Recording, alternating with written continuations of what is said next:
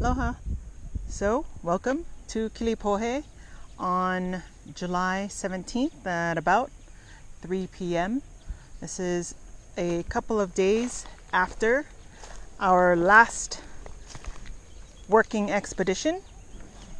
Watch out for this string overhead. John's marking off the property line. So this is what we call diamond head entrance of the home.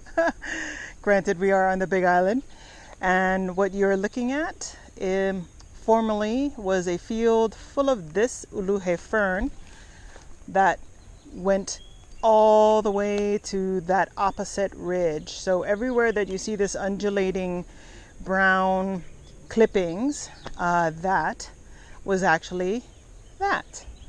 And thanks to a lot of sweat equity and a great weed whacker, we were able to get them all down, and now they're actually providing some life to the ohia trees that we're trying to save.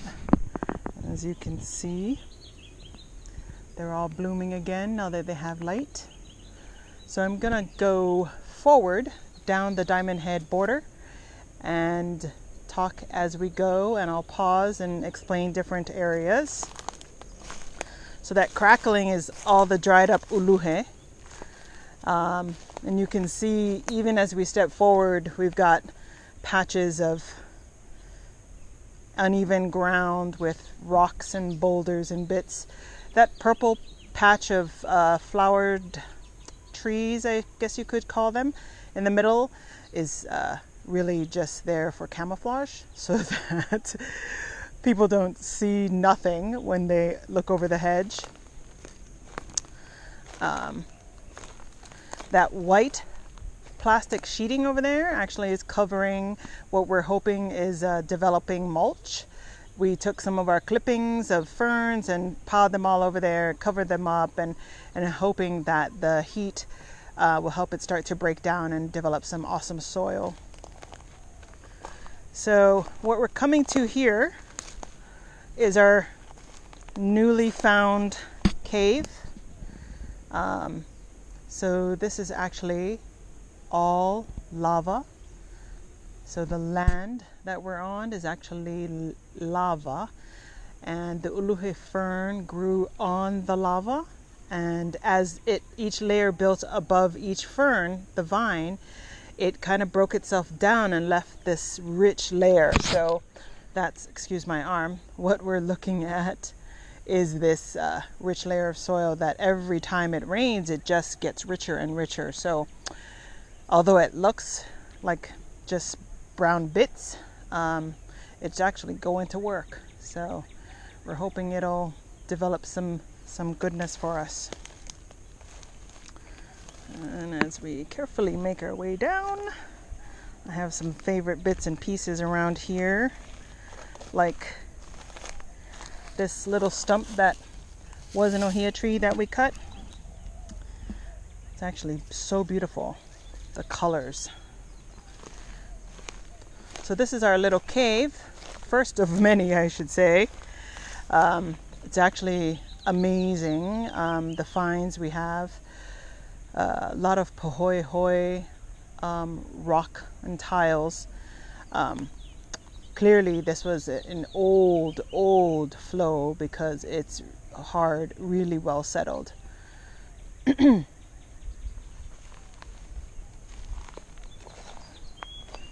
So we're now on the first mound, if you will. I'm stepping over our borderline, looking back towards the entrance, our diamond head side on my left. Our grove of ohia trees looking really great. I see some blossoms up there. The cave, our white plastic covered mulch pile. So that opposite mound or rise is also our property, and I'll walk around toward that way shortly, but that's what we just cleared this past weekend. All of that rise was uluhe fern as well. We cleared that out until we hit the bamboo garden. or grotto, whatever you want to call it. So basically getting rid of as much uluhe as possible so that we could see what we're actually dealing with in terms of landscape topography.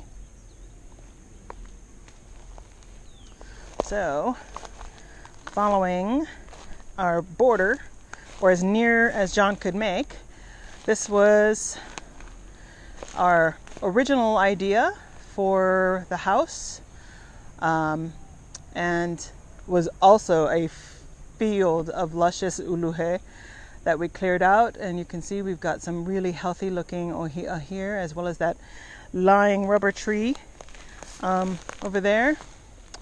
It was covered in fern and kept finding its way out to the sun and ended up growing along the hill, if you will, and upward. So it's really interesting. I'm sure we're going to get rid of it, just we haven't yet.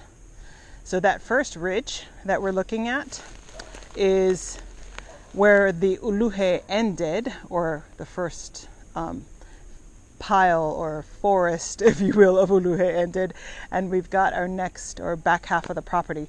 But thus far was all fern that's cleared out so that we could see the lay of the land and see our trees.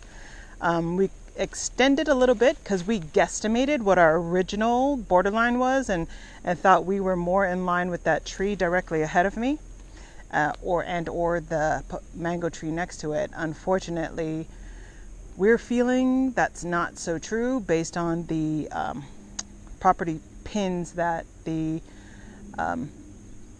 site guys found and marked for us.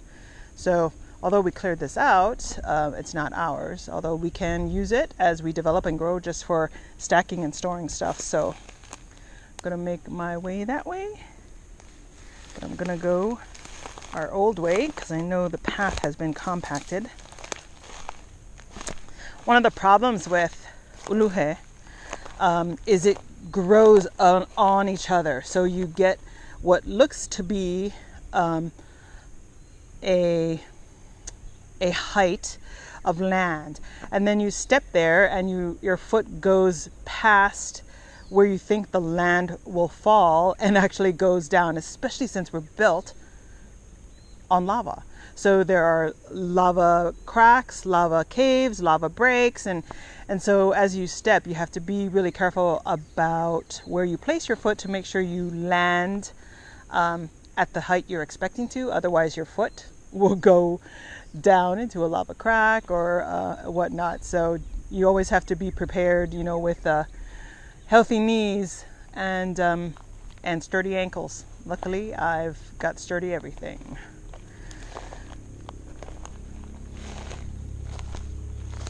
So this was part of what we thought was originally our property, which is why it's well worn and well compacted. So this would have been the Makai end of our house for our original plan. That is probably what I would say the back half of our property, and we'll go through there. And this is the front half. And if you follow this string, you'll see an orange flag up near the power lines out there. That's where we started. So that's the street where that orange string is dangling out there by that palm, just on the other side of the ohia tree. That's the street.